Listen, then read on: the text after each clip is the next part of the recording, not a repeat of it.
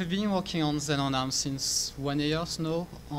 Last year, last September, I started to be interested on Zen, porting an OS on Zen on ARM, especially FreeBSD on ARM. So during this talk, I will talk about what is necessary to boot on, to port a guest on Zen on ARM, and then giving a quick demo on FreeBSD on ARM. Just to go quickly, Zen is an hypervisor type 1.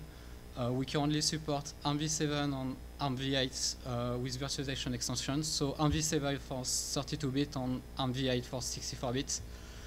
We have a range of boards which support. So we support the Versatile Express, which is a reference model from ARM. We also support the OMAP 5, the Arndale, which is a Samsung Exynos based, the Allwinner, so QB-Truck, QB-Board, etc. So this board is only 32-bit, so we also support servers, 64-bit servers like the XGent Apply Macro. And for people who doesn't have any hardware or just want to work without their boards, we also support the fast model, which is the emulator provided by ARM to emulate either ARMv7 or ARMv8. So unlike the x86 architecture on Zen on ARM, we only support one type of guest. So every guest is running on top of Zen.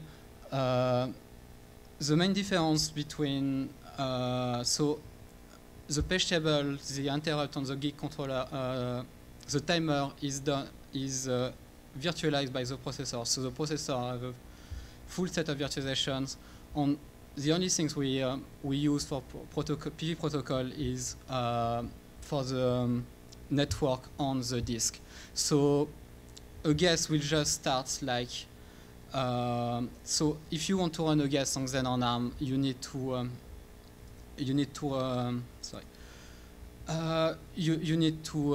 guest need to be aware that he's running on Zen, because we don't have any emulated hardware, so we don't use QEMU for emulated the device. So the ARM architecture is, for the virtualization, is quite simple. So there is three levels. So there is also four for the secure level, but I won't talk here. So the EL2 is where the hypervisor is running. EL1 is the kernel part, and EL0 is the user space. So to talk between the kernel space and the user space, we use the instruction HVC, which lets the kernel to ask for hypercall to Xen. For the other parts, so for the hardware parts, we have the I/O, so network, disk, etc. And we have also the general timer, so to handle the time, the GIC, which is the interrupt controller, and the stage 2 MMU, which allow to protect the devices against the other device. So this is quite, Zen architecture is very forward, on very fits directly to the ARM architecture. So you have DOM0, which is taking all the device except the timer, the interrupt controller, and the stage 2 MMU. And every other guest is running on one side, so they have only EL1 and EL0. So what's the main difference between, so DOM0, what is DOM0? DOM0 is a control domain. This is the first domain which boots on Zen on ARM. There is no difference between DOM0 and the other guest, except that DOM0 will have every device. When I say every device, is not really so. It's like Xen will use some device like the serial to have the console, the IOMMU to be able to protect, to say this device will use the page table of this guest, the timer, because we need to have time. The GIC controller is also used by Zen. So what we will do for this device is like we will hide from DOM0, and we will also expose an emulated timer, an emulated GIC, and also an emulated serial to DOM0. So what DOM0 should do is should be able to handle the device tree. So the device tree, I will go through the device tree a bit later after, but the device tree is the way to describe the platform. So you have one node per device tree, per device. On each device will just describe what I want, like the MMU range is on this address, the interrupt is this number, etc. We also do one thing, if we can blacklist some device. There is device, like on the handle, which I will show later, which must not be passed through to DOM0, like the timer. There must be specific timer per board. So we don't want to pass through that to DOM0. Like also the power management, we don't want to let DOM0 handle the power management. Otherwise, DOM0 may be able to shut down the whole platform without, without letting know then. So, as I said, for booting a guest, it's like we need few things.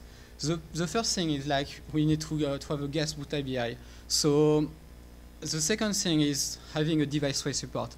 I will explain a bit later, but the device-way support is not necessary. It depends what you want to do with your guest. We also need specific memory attributes. You also need to have PV drivers. So PV drivers will be used to get the disk on the network for the guest. And the last thing is to have a copy of the headers of Xen. So the headers will just describe what is the platform used, what is the number, the hypercall numbers, and it will also give some hint to explain what is necessary for the memory attribute. So for instance, we need to have cache enabled. You can't do, you need to have page table enabled, etc. So the file in include public will describe everything about that. So the first thing is guest boot ABI. So for booting a guest, you need two things, actually. The first thing is to have a loader. So the loaders will just get the kernel. If it's in the specific format, it will just extract the kernel image from the format and put the image directly on the guest machine. So we currently support Linux Xen image on Health, which is in progress. And if you want to add any new loaders, you can look at the libxc code, where there is a structure called xcdom loader. There is basically three fields. I think the first one is init, second one is loading in the memory. I don't remember what is the third one, but adding a new loader in libxc is very simple. For instance, Global Logic guy just sent today a loader to support QNX image in as a guest. The second thing to have after the loaders is to be able to bring up new CPUs, because then when you start the guest will only have one CPU, the CPU 0, which is so when the guest will want to start a new other vCPUs, we decided to choose PSCI. So PSCI is Power State Controller Interface. So it's a ARM specific, it's ARM way to start a new CPU. So you can handle you can shut down a CPU, migrate a CPU. You can also put in lower mode states, so suspend, resume, etc. So we decided to implement that on the guest because it's a simple way. It's like also what does the host to start. So the first loader we use, and this is the only supported currently loader on Xen, is Linux Xen image. So I will go so quickly this page because it's only this. It's the interface that Linux is already used. So it's described in the documentation of Linux. It's explaining what's the guest, what's the loader, so the bootloader or here, Xen, where Xen should put the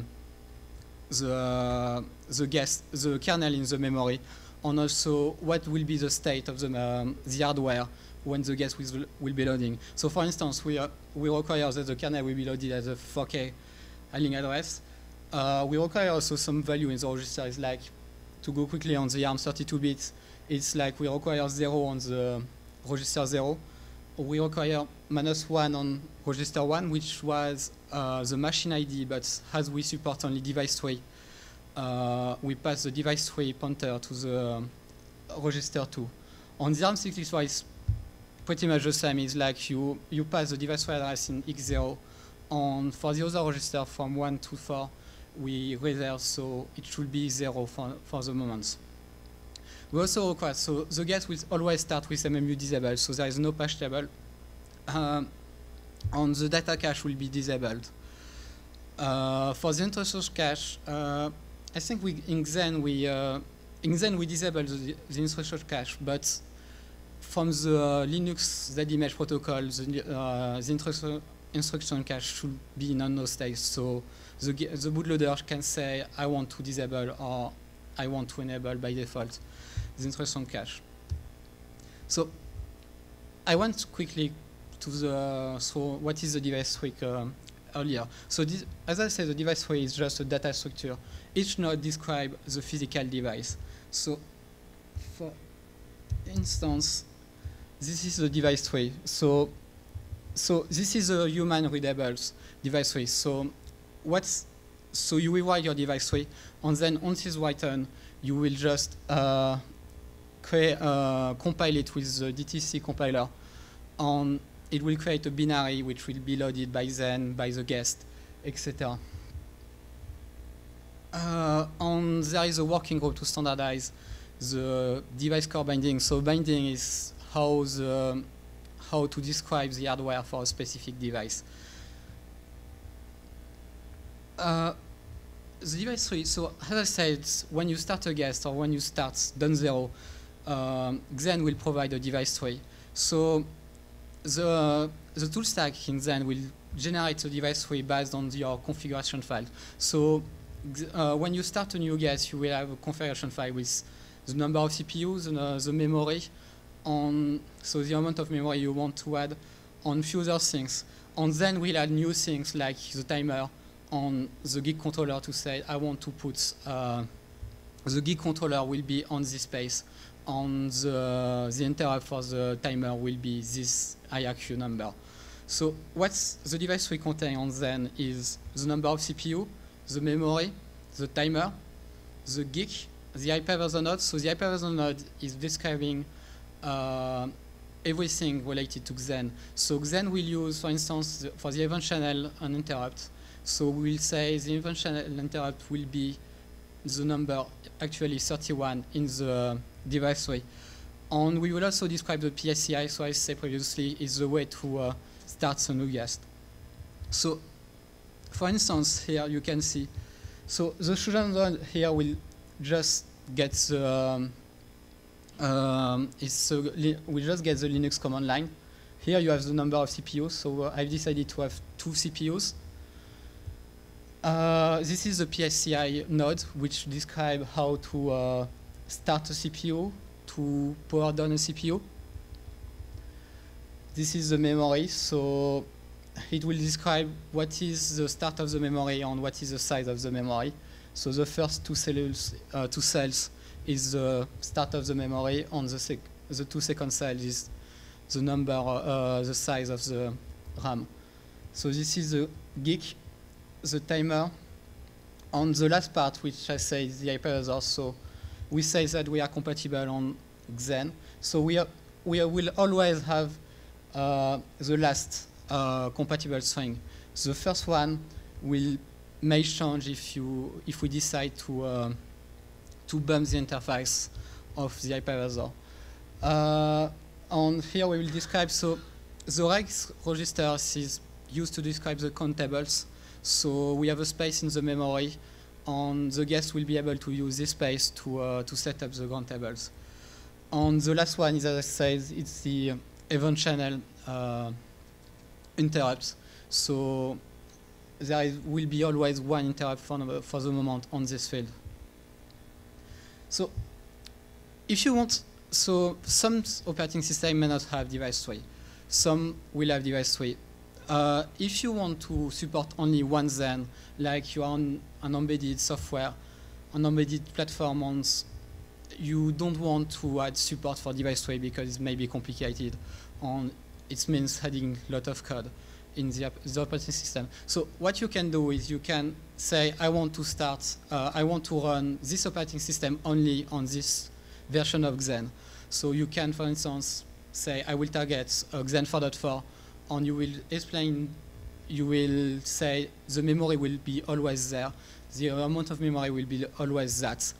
On the number of CPU will never change, etc. So you can do that, but if you want to support new version of Xen, you may need and you will need to update your guest. For instance, we change the layout of the guest between Xen 4.4 and Xen 4.5. Sorry. So if you want to run your operating system on every version of Xen, you need to support device 3. So that's what I say. The memory layout is not the same between Xen 4.4 and Xen 4.5. For instance, in Xen 4.4 we only support less than 1 GB of RAM per guest. On Xen 4.5 we support 1 TB of guest. Everything is documented in Harsham. So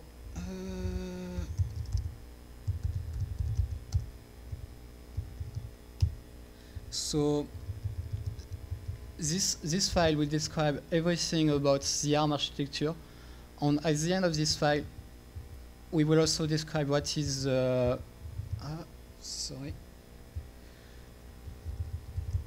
what is the memory layout of the guest. So for instance, we can support 2 RAM banks.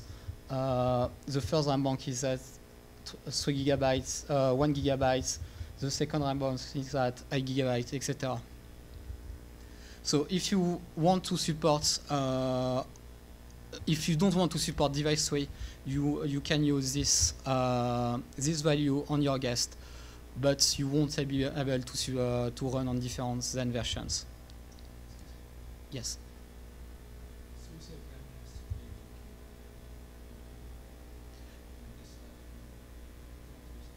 Yes.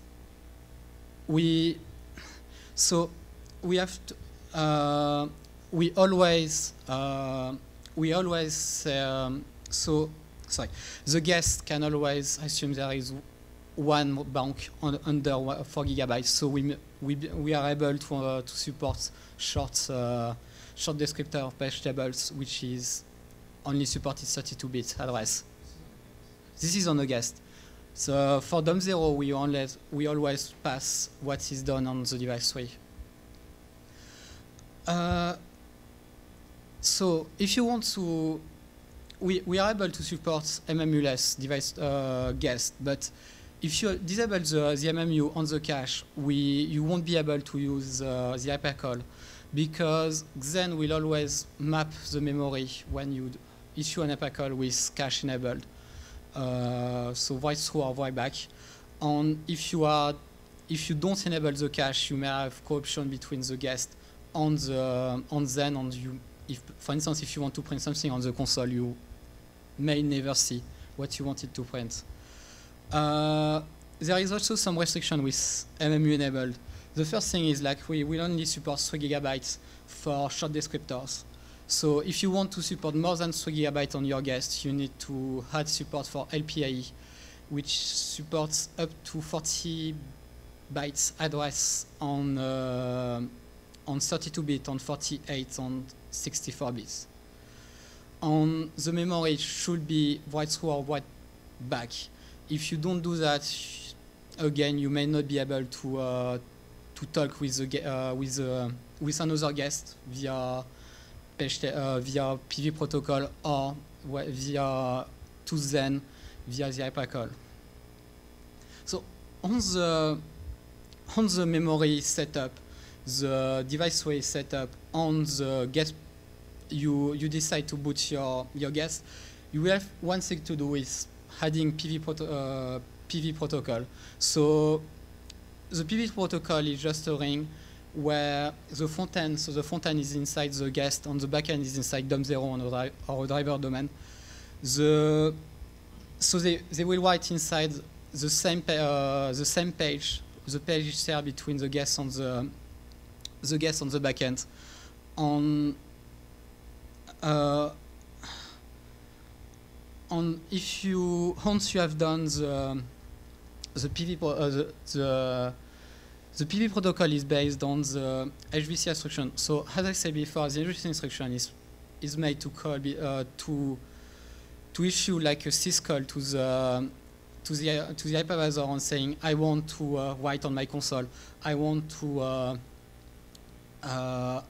access to this page, etc. So the HBC instruction will take a parameter, so we always request to give an hypercall type to say this is the hypercall, so then we'll know that the guest will request to use an hypercall. The hypercall conversion is always provided in RCharm, so you can see everything at the beginning of the file. So for instance, here you see the hypercall type value. For ARM32-bit, the R0 and to R4 will be used for the arguments. We will use the hypercall number in R12 on if your hypercall is returning a value, you need to look at R0. And for 64-bit, it's likely the same, except that we will use X16 for the hypercall number. We always provide the assembly wrapper in Linux, which is directly in dual license GPLv2 and BSD. So if you have a guest that you want to use BSD, you can directly use the file, and you don't need to rewrite it yourself. So when the guest have to have a usable guest, you need to have different PV drivers. So the first thing, you can divide PV drivers in two parts. The first part is core architecture, like talking with XenStore, having ground table, event channel. And the second part is device drivers. So if you want to add support for console, so I will advise to add the first thing is the console, otherwise you won't have any log and you won't be able to debug your guest easily. After that, you can add the blocks to be able to have a file system. If you want to add network, and for the last thing is frame buffer, to have a frame buffer mouse, so to be able to use graphics in your guest. It's not yet supporting Xen Unstable, but it should be soon. Every driver is already either in BSD license, so you can look at FreeBSD or MiniOS. And if you want GPL license, you can look at Linux. So if you want to debug your guest, so it's not easy. Most of the time, it's not easy to debug a guest, mostly in assembly because you don't have any access to a debugger. We don't support GDB, for instance, on Xen, so you won't be able to hashtag GDB to your guest and debug your kernel. So we provide different facilities. We provide Xen context, which can be run in DOM0, and you are able to get the state of the vCPU. So you will have all the registers, and you will be able to say, my guest has crashed here. You can use also some facilities provided by Xen console. So if you can switch from DOM0 to Xen console via Control-A 3 times, and you will have some debugging key like Q to give the domain information. So it will give you what is the interrupt push to the guest. So you will see what interrupt has been IOI by the guest, which interrupt has been in flight to the guest, etc. E is to be able to debug your event channel drivers. On R is to be able to to reboot your machine. So if you want to, you may also be able to debug your Xen in the kernel. So for instance, you are stuck in the assembly and you want to understand what's going on, what is the value on the register, what is the program counter, what is the value on each register. So if Xen is compiled with debug enabled, you are able to you can modify the guest and use HBC to be able to print the register, program counter, a character, for instance, to have a mini console, and dump the state of the vCPU. So I will go quickly on the FreeBSD on Xen because we don't have much time left. So when I started to support FreeBSD on Xen last September, so we were able to support x86 PHVM. So there was PVH DOM0 support, there was a start. On the parts of ARM, FreeBSD is only experimental. So FreeBSD is has had its support of ARM, but is not official and is not fully supported. So what I've started to do is creating a new config to explain what is what will be running on as FreeBSD guest. And this is a non-modular guest. That means that the memory, the CPU does not change for the moment, and we only support one vCPU guest. So, for instance, here, I've also supported FreeBSD as DOM0 guest. So, as DOM0. So, I was really surprised when I did the port for FreeBSD. It was very straightforward.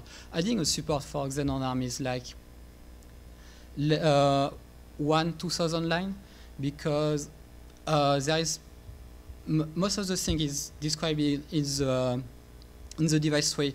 And if you don't have any if you have already a support of ARM, you don't have to handle the timer or the gig, because the operating system already does that.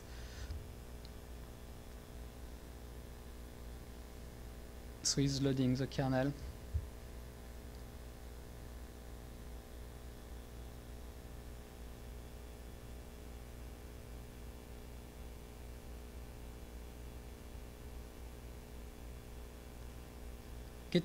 Yeah, great.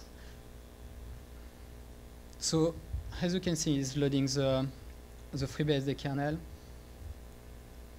starting the USB.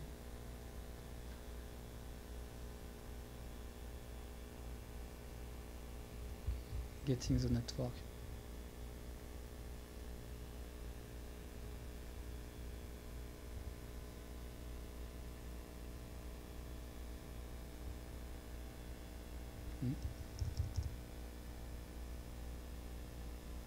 Get it started, because you need to check the file system every time. It's annoying because I can't reboot easily the guest.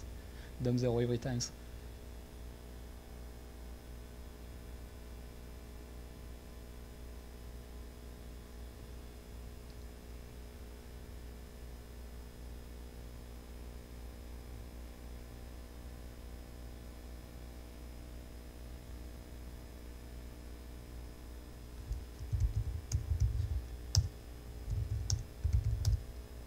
So here you have a running DOM0 FreeBSD. So you can see there is domain 0 FreeBSD. So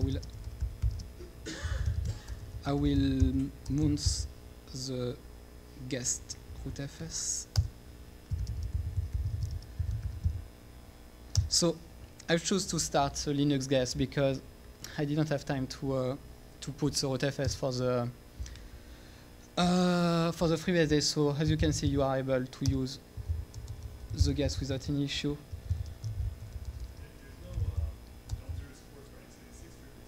There is a DOM0 support for x86. Yes, it should be pushed in the next couple of weeks.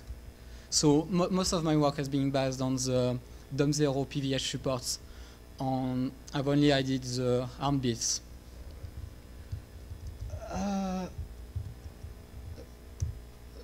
So quickly, what we support actually on out of box.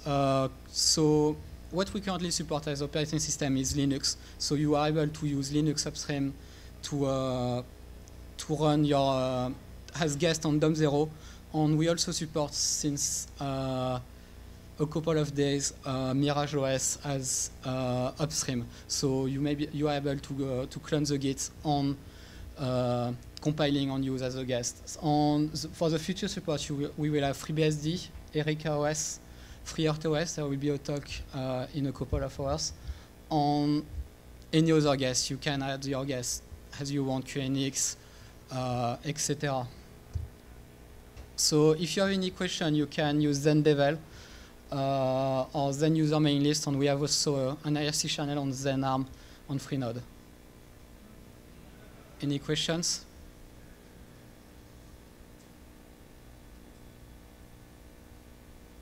Yes? I noticed there's these new 8-core boards that have the beautiful A7s and A2Bs. Yes. What happens if are the A7s turned off on those boards? Because there's guest supported FreeBSD for regular. Yes, but we don't have any support of big little in Xen, so the scheduler we might. Yes, we might need to add a bit of plumbing in the scheduler to say this is big little, so you want yeah, you want to take care, like I have less load, so I will do the A15 or A7.